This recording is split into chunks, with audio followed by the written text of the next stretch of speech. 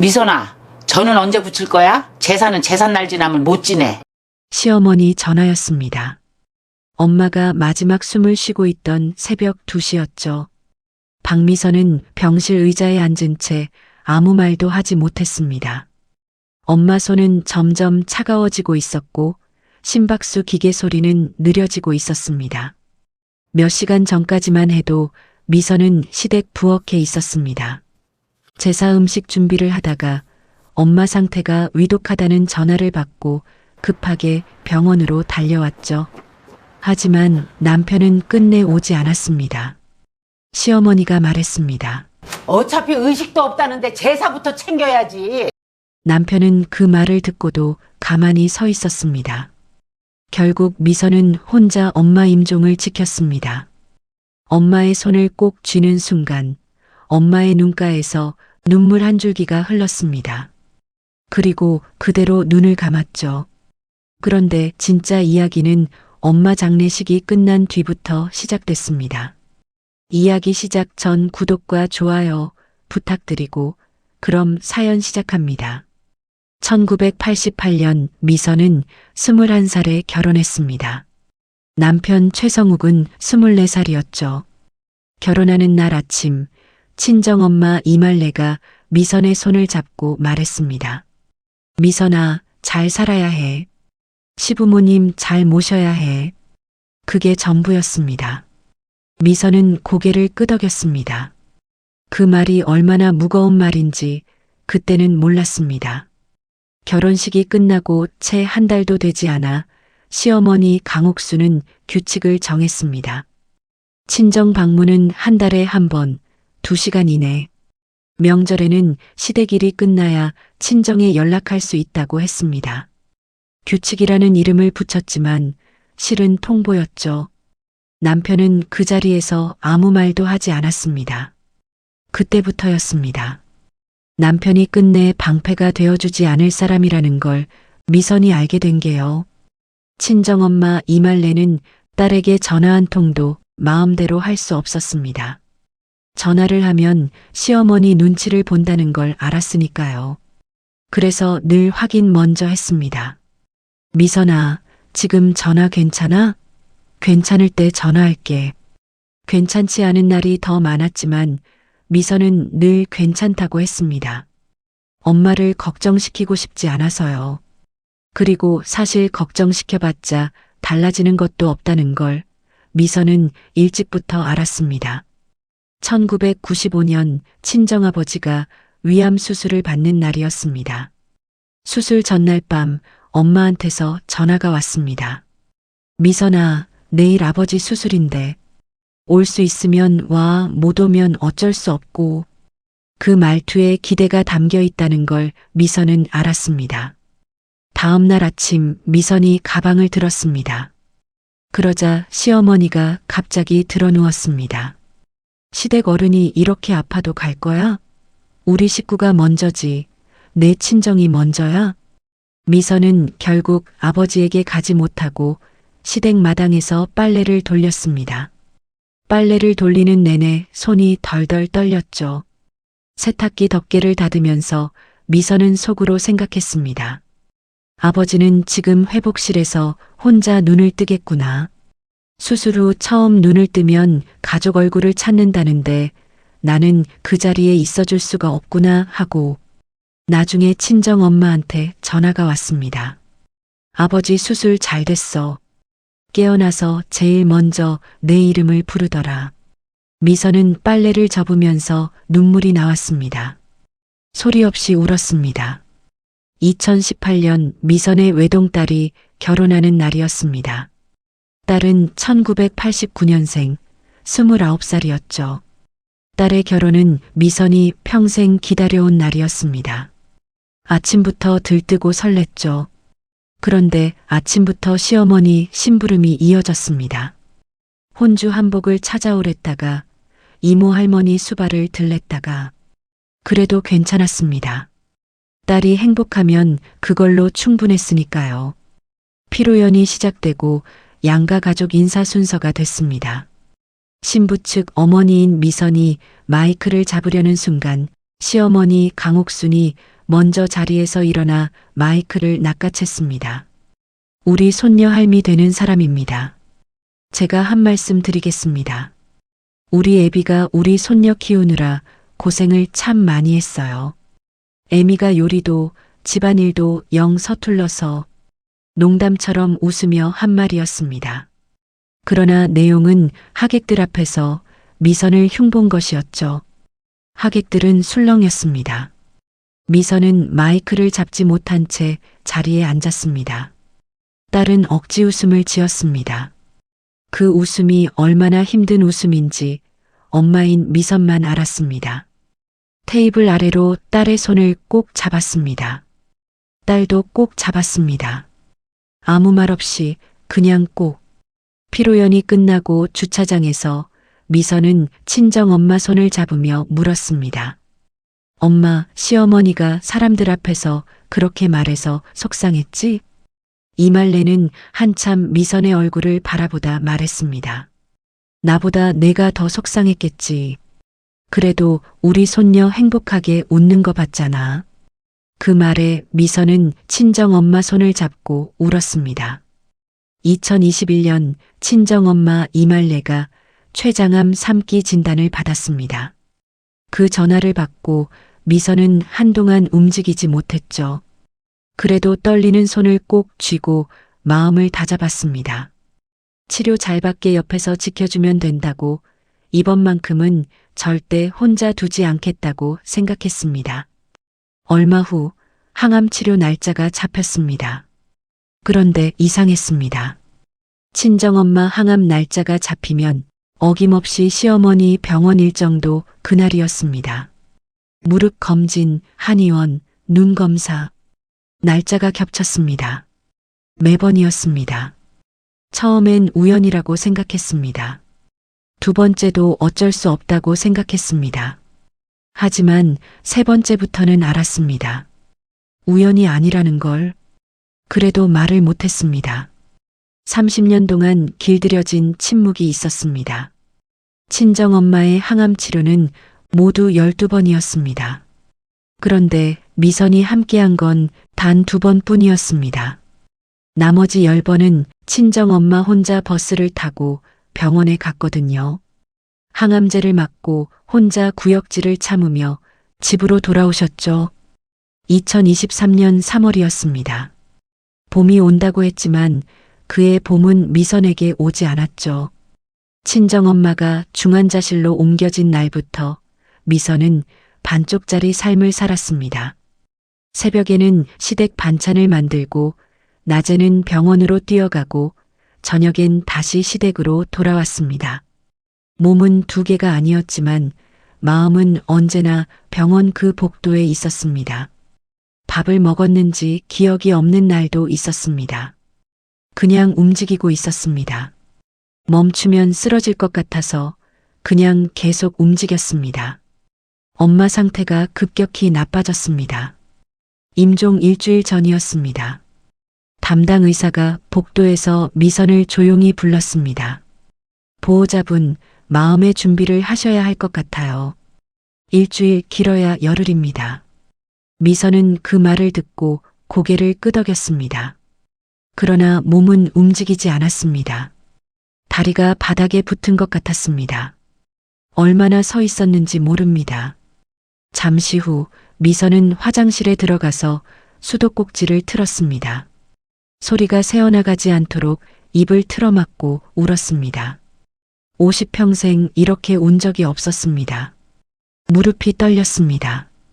울면서도 핸드폰을 봤습니다. 시댁에 저녁을 차려놓고 와야 했으니까요. 울음을 삼키고 나와서 남편에게 전화했습니다. 여보, 나 이번 주 병원에서 엄마 곁에 있어야 할 것 같아. 목소리는 최대한 차분하게 눌렀습니다. 사실은 그냥 울고 싶었지만 울면 남편이 부담스러워할 것 같았습니다. 30년 동안 그렇게 살아왔습니다. 감정도 눈치를 봤습니다. 전화를 끊고 30분 뒤 다시 전화가 왔습니다. 이번엔 남편이 아니라 시어머니였습니다. 미선아, 이번 주 내내 어떻게 집을 비워? 주말에 시아버지 제사잖아. 음식 장만은 누가 해? 제사는 제삿날이 지나면 못 지내는 거야. 미선은 아무 대답도 하지 못했습니다. 그냥 네 하고 전화를 끊었습니다. 그 일주일을 미선은 정말 쪼개서 살았습니다. 새벽 3시에 일어나 시댁 아침 밥상을 차렸습니다. 국을 끓이고 반찬을 꺼내고 밥을 안쳤습니다. 손을 놀리면서도 머릿속은 엄마 병실에 있었습니다. 밥을 차려두고 해가 뜨기 무섭게 병원으로 달려갔습니다. 낮에도 시어머니 전화가 오면 엄마 손을 놓아야 했습니다. 병원에서 시댁 반찬 재료를 주문했습니다. 배달 기사에게 먼저 가 있어 달라고 부탁하고 잠깐 자리를 비웠다 돌아왔습니다. 그러면서도 혹시 그 사이에 엄마가 눈을 뜰까봐 마음이 조마조마했습니다. 한 번은 병원 복도에서 쓰러질 것 같았습니다. 다리가 풀렸거든요. 벽에 기대어 잠깐 눈을 감았습니다. 그때 핸드폰이 울렸습니다. 미선아, 내일 제사 음식 언제부터 준비할 거야? 저는 어떻게 할 거야? 미선은 눈을 뜨고 대답했습니다. 네, 어머니. 생각해 놓고 있어요. 전화를 끊고 다시 눈을 감았습니다. 눈물이 났지만 닦을 힘도 없었습니다. 그 일주일 중에서도 가장 힘든 날이 있었습니다. 엄마가 갑자기 눈을 떴습니다. 의식이 잠깐 돌아온 거였어요. 초점 없이 흔들리던 눈동자가 미선을 찾아 멈췄습니다. 엄마 눈은 미선을 알아봤죠. 그리곤 메마른 입술을 간신히 움직여 말했습니다. 선아. 미선은 숨이 멎는 것 같았습니다. 그 순간이었습니다. 핸드폰이 울렸습니다. 시어머니였습니다. 미선은 엄마 손을 꼭 쥔 채로 전화를 받지 않았습니다. 처음으로 시어머니 전화를 거절했습니다. 30년 만에 처음으로 온몸에 소름이 돋았습니다. 평생 받아왔던 전화를 거절하는 것이 이렇게 무서운 일인지 몰랐습니다. 그런데 이상하게 하늘은 무너지지 않았습니다.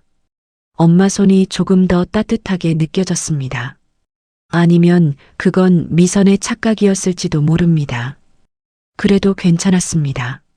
3월 어느 새벽 2시, 미선은 차갑게 식어가는 엄마 손을 혼자 붙들고 있었습니다. 남편은 없었습니다. 전화를 10번 넘게 걸었지만 10번 다 받지 않았죠. 전화기를 내려놓고 미선이 엄마의 손을 꼭 쥐는 순간 엄마 눈가에서 눈물 한 줄기가 흘렀습니다. 그리고 조용히 눈을 감았습니다. 미선은 그 손을 새벽이 끝날 때까지 놓지 않았습니다. 복도 형광등이 깜빡이고 있었습니다. 미선은 울지 않았습니다. 아니, 울 힘이 없었습니다. 그냥 엄마 손을 쥐고 있었습니다. 남편 최성욱은 다음 날 오전 9시에 장례식장에 나타났습니다. 넥타이를 고쳐매며 한 말은 이랬습니다. 어머니도 이해하실 거야. 어쨌든 제사는 제사잖아. 미선은 그 말을 듣고 아무 표정도 짓지 않았습니다. 그냥 고개를 돌렸습니다. 빈소 앞에는 하얀 국화꽃들이 놓여 있었습니다. 엄마 영정 사진이 조용히 미선을 보고 있었습니다. 미선은 그 사진을 오래 봤습니다. 엄마는 사진 속에서 웃고 있었습니다. 60즈음에 찍은 사진인데 그때도 엄마는 웃었습니다. 어떤 상황에서도 늘 웃었죠. 그 웃음 뒤에 얼마나 많은 것들이 있었는지 미선은 아직 알지 못했습니다. 남편이 다가와 조문객에게 인사를 하고 있었습니다. 자연스러웠습니다. 너무 자연스러워서 오히려 이상했습니다. 어젯밤 내내 전화를 받지 않던 사람이 지금 이 자리에서 저렇게 웃고 있었으니까요. 그 순간 미선의 안에서 무언가가 조용히 끊어졌습니다. 30년 동안 버텨온 실한 가닥이 소리도 없이 툭 끊어진 거였습니다. 장례식 이틀째 새벽이었습니다. 장례식장 구석에 마련된 가족 대기실, 미선은 의자에 기대어 겨우 눈을 붙이려 했습니다. 그때 옆을 보니 남편 최성욱이 핸드폰을 바닥에 떨어뜨린 채 잠들어 있었습니다. 배터리도 얼마 남지 않은 것 같았죠. 미선은 충전기를 꽂아주려고 핸드폰을 집어들었을 때였습니다. 화면이 켜졌습니다. 메시지 알림이 떠 있었습니다. 보낸 이는 김지수였습니다. 오빠 언제 와? 나 오빠 없으면 못 자. 미선의 손이 멈췄습니다. 심장이 한 박자 늦게 뛰는 것 같았죠. 잠금 패턴이 있었지만 다행히 결혼기념일이었습니다. 화면이 열렸습니다. 3년치 대화가 있었습니다. 사진도 있었습니다. 여행 사진, 생일 케이크 사진, 나란히 찍은 사진들. 손이 떨렸습니다. 그래도 스크롤을 내렸습니다. 더 밑으로 내려가다가 시어머니와 단둘이 있는 대화방을 발견했습니다. 대화방 속에는 시어머니가 남편에게 보낸 메시지가 있었죠. 성우가 지수 혹시 애 생기면 어떡하려고. 단돌이 잘해. 미선이한테는 절대 비밀이야. 엄마도 조심할게. 남편의 답장은 짧았습니다. 어머니 걱정 마세요. 조심하고 있어요. 날짜는 2022년 7월이었습니다. 친정엄마가 혼자 항암을 받으러 다니던 그 해였습니다. 미선은 핸드폰을 내려놓았습니다. 엄마 영정 사진이 앞에 있었습니다. 엄마는 사진 속에서 웃고 있었습니다. 다 괜찮다는 듯이. 그런데 미선은 하나도 괜찮지 않았습니다. 그날 밤 미선은 울지 않았습니다. 다만 머릿속에서 차갑고 단단한 것이 하나 자리를 잡는 느낌이었습니다. 30년치의 무게가 한꺼번에 가슴을 짓누르는 느낌이었죠. 근데 이상하게 가벼웠습니다. 드디어 알았으니까요. 왜 30년이 그렇게 무거웠는지를. 장례를 치르고 사흘이 지난 뒤였습니다. 미선은 혼자 병원을 다시 찾았습니다. 엄마가 돌아가시던 날 경황이 없어서 병실 짐을 미처 챙기지 못했기 때문이었습니다. 버스를 탔습니다. 혼자 버스를 타고 병원에 가는 내내 미선은 엄마 생각을 했습니다.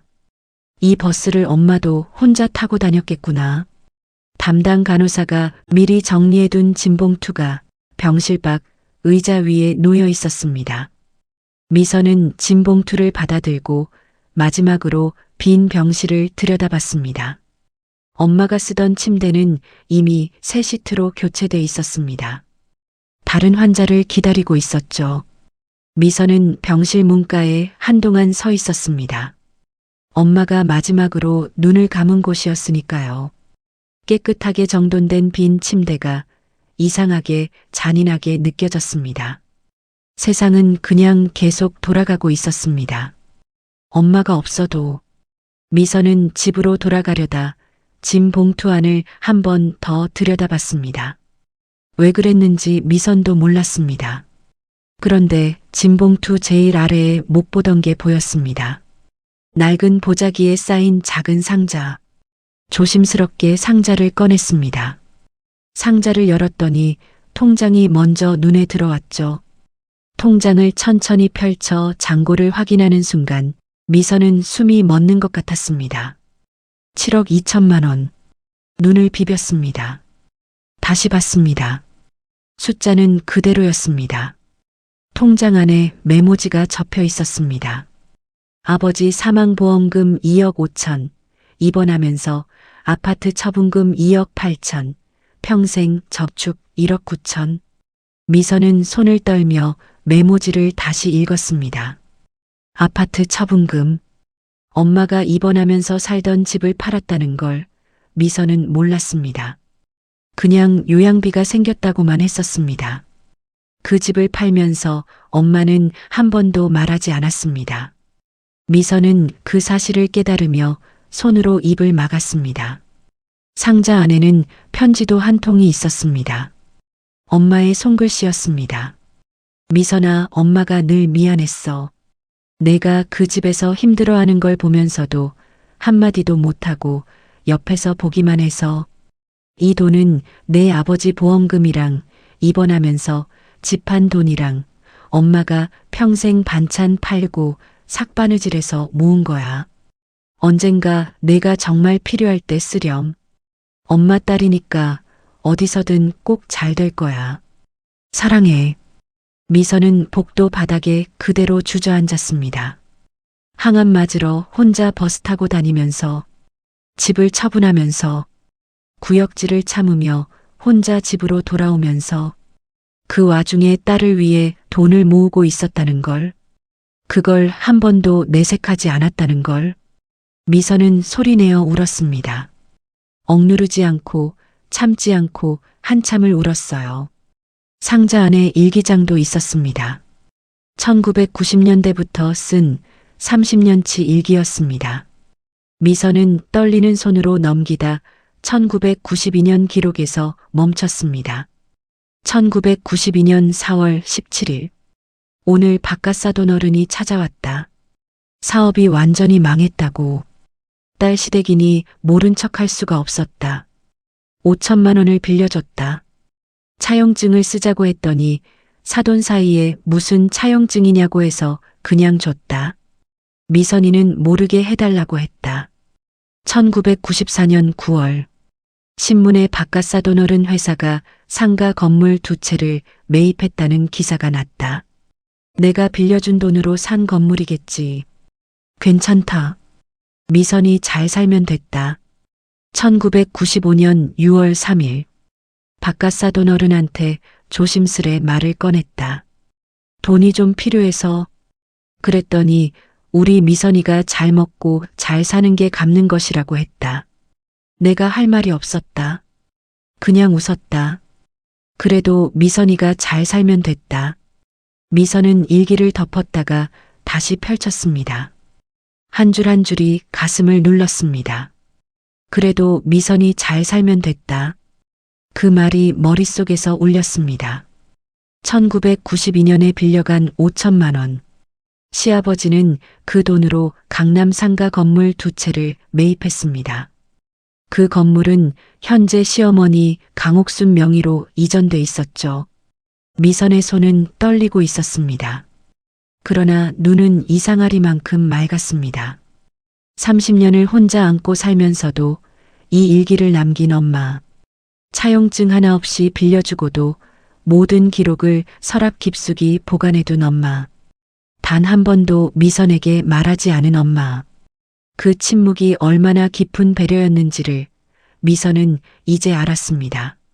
미선은 일기장을 가슴에 안고 전화기를 꺼냈습니다. 변호사에게 전화했습니다.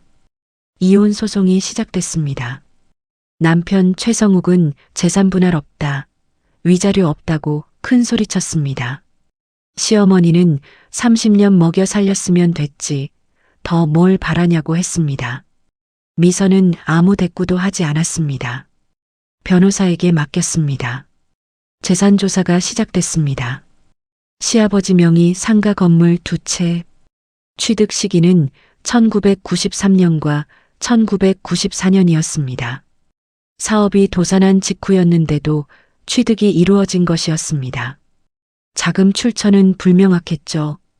하지만 엄마가 평생 보관해온 것들이 증거가 됐습니다. 1992년 당시 은행 통장 사본, 5천만 원 출금 기록, 날짜별로 꼼꼼하게 쓴 일기장. 엄마는 그 돈을 빌려준 날부터 언젠가 증거가 필요할지도 모른다는 듯 하나도 버리지 않았던 겁니다. 30년을 혼자 안고 살면서 딸에게 단 한 번도 말하지 않으면서 법원은 채권 성립을 인정했습니다. 1992년에 5천만 원에 30년 이상의 법정 이자를 적용하니 현재 청구 가능 금액은 3억 8천만 원이었습니다. 이것은 미선이 상속받은 친정엄마의 채권이었고 시어머니 명의 건물 수익에서 변제해야 했습니다. 재산 분할의 위자료에 채권 청구까지 총 정상금은 약 7억 1천만 원이었습니다. 시어머니 강옥수는 법정에서 처음으로 말을 잃었습니다. 30년 만에 처음으로 미선은 그 자리에서 강옥순을 바라봤습니다. 분노도 없었습니다. 통쾌함도 크지 않았습니다. 그냥 조용하고 차가운 감정이었습니다. 30년이 이렇게 끝나는구나 하는. 이혼 후 미선은 혼자였습니다. 그런데 이상하게도 외롭지 않았습니다. 오히려 오래간만에 깊이 잠도 잤습니다. 누군가의 전화가 올까봐 새벽마다 긴장하지 않아도 됐습니다. 제사 날짜를 세지 않아도 됐습니다. 나중에 알았습니다. 그게 쉬는 거였습니다.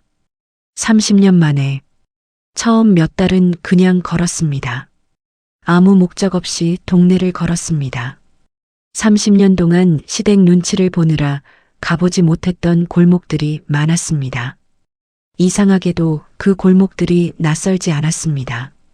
어린 시절 엄마 손잡고 다니던 곳들이 기억 속에 남아 있었거든요. 그 골목에서 반찬 가게 하던 엄마, 삭바느질 맡아서 밤새 바느질하던 엄마, 그 냄새가 아직도 어딘가에 남아 있는 것 같았습니다. 어느 날 작은 가게 자리를 발견했습니다. 조용한 동네 골목.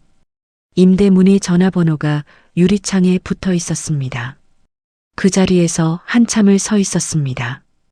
엄마 목소리가 들리는 것 같았습니다. 미선아, 내가 뭘 하면 제일 잘할 것 같아?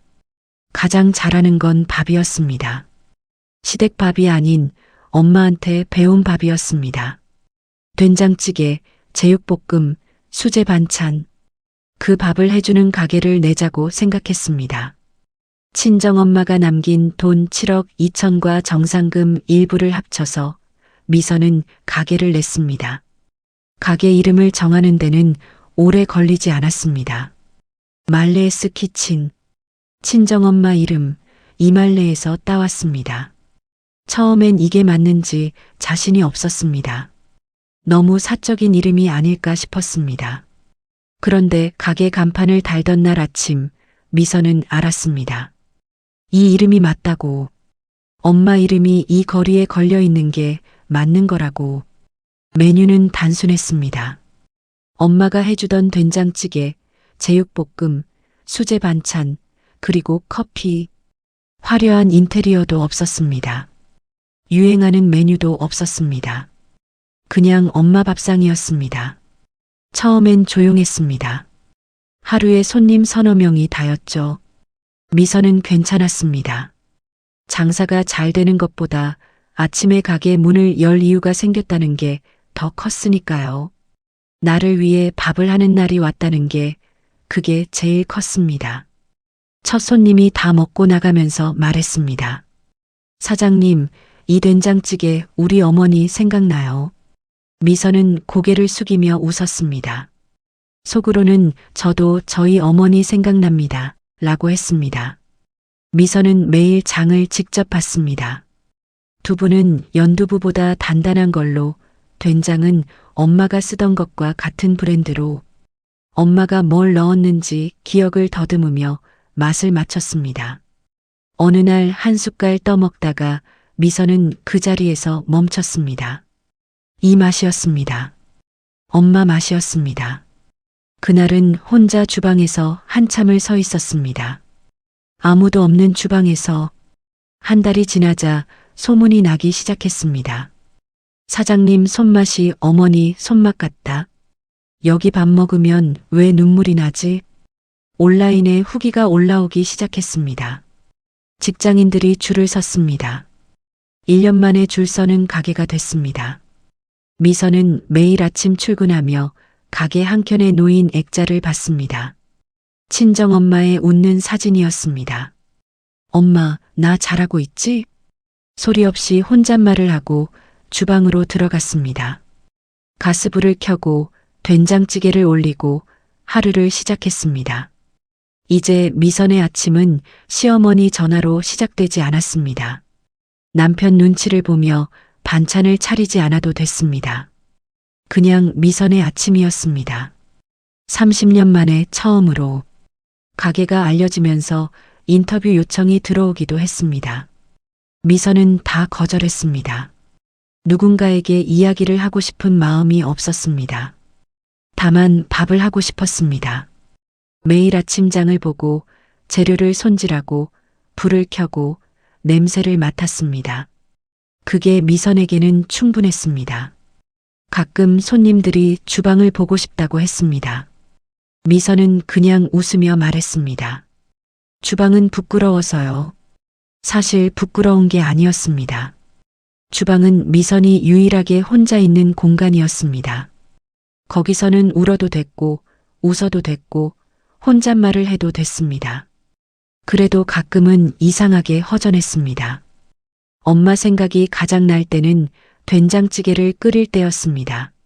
엄마가 쓰던 방식 그대로 멸치를 우리고, 두부를 썰고, 호박을 넣을 때, 냄새가 올라올 때마다 코끝이 찡했습니다. 눈물이 날 것 같으면 환기팬 바람 방향으로 얼굴을 돌렸습니다. 주방 직원들 앞에서 울 수는 없으니까요. 엄마, 나 잘하고 있는 거 맞지? 대답은 없었습니다. 그래도 괜찮았습니다. 엄마가 웃고 있는 액자가 거기 있었으니까요. 말레이스 키친을 연 지 2년째 되던 봄이었습니다. 미선은 주로 주방에서만 일했습니다. 홀서빙은 직원들이 맡았고 미선이 주방 밖으로 나오는 일은 거의 없었습니다. 손님들이 많아진 뒤로는 더욱 그랬습니다. 밥 시간이면 가게 앞에 줄을 섰습니다. 미선은 그 줄을 보면서 가끔 생각했습니다. 엄마, 사람들이 이렇게 많이 찾아와요. 어느 목요일 점심이었습니다. 낯선 노인 한 명이 가게 문을 열고 들어왔습니다. 다리를 절뚝이며 혼자였습니다. 직원이 자리를 안내하고 음식이 나왔습니다. 노인은 된장찌개를 한 숟갈 떠입에 넣더니 멈췄습니다. 숟가락이 공중에 그대로 있었습니다. 세상에, 이 손맛은, 그 한마디였습니다. 그날 이후 노인은 단골이 됐습니다. 매주 목요일마다 혼자 왔습니다. 늘 된장찌개를 시켰고 오래 앉아 있다가 갔습니다. 나이가 많아 보였습니다. 혼자 오는 게 조금 쓸쓸해 보이기도 했습니다. 직원들 사이에서는 목요일 할머니라는 별명이 생겼습니다. 몇 주가 지났습니다. 노인이 직원에게 부탁했습니다. 사장님 좀 뵐 수 있을까요? 인사라도 드리고 싶어서. 직원이 주방으로 들어가 전했습니다. 미선은 앞치마를 고쳐 메고 홀로 나왔습니다. 노인의 얼굴을 보는 순간 미선은 알았습니다. 강옥순이었습니다. 가슴이 쿵 내려앉았습니다. 1초 안에 여러 가지 감정이 지나갔습니다. 놀람, 분노, 그리고 이상하게도 연민 같은 것. 83세 노인이 혼자 절뚝이며 이 골목까지 왔다는 것. 시어머니는 몰라봤습니다. 미선은 달라져 있었습니다. 머리 스타일도 안경도 무엇보다 눈빛이 달랐습니다. 30년 동안 움츠러들었던 눈빛이 이제는 고요하고 단단했습니다. 그 눈빛이 너무 달라서 시어머니가 못 알아본 거였습니다. 사장님, 이 음식 너무 맛있어요. 어디서 이 손맛을 배우셨어요? 우리 며느리는 30년을 살았어도 된장찌개 하나 변변히 못 끓였는데. 미선은 조용히 웃었습니다. 그 뒤로도 강옥수는 매주 목요일마다 왔습니다. 올 때마다 미선과 짧은 이야기를 나눴습니다. 그리고 올 때마다 며느리 이야기가 나왔습니다. 집안일이라곤 하나도 못하고 시어미 밥 한 번 제대로 차려준 적도 없는 사람이에요. 30년을 그냥 얹혀 살다가 자기가 먼저 이혼하겠다고 나간 거예요. 억척스럽고 독한 사람이었지.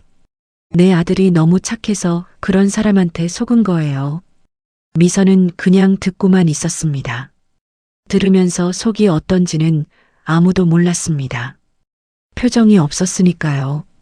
30년을 참으며 살아온 사람의 얼굴은 참는 법을 이미 알고 있었습니다. 한편으로는 이상했습니다. 그 이야기를 들으면서 분노보다 먼저 오는 감정이 따로 있었거든요. 왜 저렇게 말을 해야 하는 사람이 됐을까? 그런 생각이 먼저 왔습니다. 결정적인 날이 왔습니다. 강옥수는 그날따라 유독 기운이 없어 보였습니다. 혼자 창가에 앉아 멍하니 밖을 보고 있었습니다. 밥도 반쯤 남겼습니다. 미선이 커피를 직접 가져다 옆에 앉았습니다. 오늘 어디 불편하세요? 강옥수는 잠시 있다가 작게 말했습니다. 아들이 요즘 바빠서 나 혼자 있는 날이 많아요.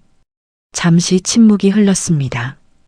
그리고 강옥수는 더 작은 목소리로 말했습니다. 사장님, 나 사실 며느리한테 엄청 못되게 굴었어요. 30년을 그랬어. 지금 생각하면 그 사람이 무슨 죄가 있었나? 그 말을 듣는 순간 미선은 조용히 앞치마를 벗었습니다. 안경도 벗었습니다. 강옥순 앞에 정면으로 앉았습니다. 어머니, 저 미선이에요. 강옥순의 얼굴이 하얗게 변했습니다. 말문이 막혔습니다. 눈이 커졌습니다. 손이 떨렸습니다. 미선은 가방에서 봉투 하나를 꺼냈습니다. 조용히 테이블 위에 올려놓았죠. 저희 엄마 유품 정리하다 나온 편지예요. 기회가 되면 드리려고 2년을 가지고 다녔어요. 한번 읽어보세요. 강옥수는 손을 떨며 편지를 펼쳤습니다. 사돈 이말레가 쓴 편지였습니다. 딸 미선에게 남긴 그 편지.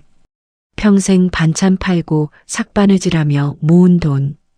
입원하면서 살던 집을 처분한 돈. 딸이 혼자 설 날을 위해 30년을 모은 돈. 그리고 마지막 한 줄. 엄마 딸이니까 어디서든 꼭 잘 될 거야. 읽는 내내 강옥순의 눈에서 눈물이 흘렀습니다. 편지를 다 읽고 난 뒤에도 한동안 그대로 앉아 있었습니다. 강옥순이 편지를 접고 한참을 있다가 겨우 입을 열었습니다. 미선아, 전부 다 미안하다. 미선은 고개를 끄덕였습니다. 네, 어머니. 그리고 조용히 덧붙였습니다. 성욱 씨 요즘 많이 힘들다죠? 사실이었습니다. 이혼 재산 분할로 대부분을 잃은 최성욱은 김지수와 재혼했지만 재산이 바닥나자 김지수는 1년도 안 돼 짐을 쌌습니다. 설상가상으로 회사 자금 횡령 혐의로 검찰 수사까지 받았습니다. 강옥순에게 전화 한 통 없어진 지 오래였습니다. 강옥순은 아무 말도 하지 못했습니다. 83년 평생 살면서 말이 막힌 날이 오늘이 두 번째였습니다. 첫 번째는 법정이었죠. 미선은 자리에서 일어나며 앞치마를 다시 둘렀습니다. 오늘 커피는 서비스예요. 저희 엄마 생각해서요. 다음부턴 오시든 안 오시든 편하게 결정하세요. 그 말을 끝으로 미선은 주방으로 들어갔습니다. 유리창 너머로 봄 햇살이 쏟아졌습니다. 가게 한켠 액자 속 친정엄마가 웃고 있었습니다. 주방에서 된장찌개 끓는 소리가 났습니다. 미선은 눈을 감고 냄새를 맡았습니다. 뜨겁고 구수하고 따뜻한 냄새였습니다. 엄마 냄새였습니다. 엄마, 나 이제 괜찮아. 그 말이 주방 안에 조용히 번졌습니다. 아무도 듣지 않았지만 어딘가에서 꼭 들었을 거라고 미선은 생각했습니다. 박미선의 이야기는 어디서도 영웅적이지 않았습니다. 30년을 참았고 30년을 삼켰고 30년을 버텼습니다. 그게 전부였죠. 근데 가끔 생각합니다. 그 30년이 결국 미선을 무너뜨리지 못한 건 엄마가 있었기 때문이 아니었을까 하고요.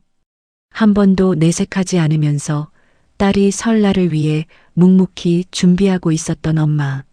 말 한마디 없이 곁에 있어준 사람이 있었다는 것. 어쩌면 그게 30년을 버티게 한 힘이었을지도 모릅니다. 혹시 지금 이 이야기를 들으시면서 마음 한켠이 서늘해지신 분이 있다면 혼자가 아니라는 걸 알아주셨으면 합니다. 그리고 그 무게가 언젠가는 반드시 내려놓아질 날이 온다는 것을 미선이의 이야기가 작게나마 말해주고 있는 것 같습니다. 오늘도 들어주셔서 고맙습니다.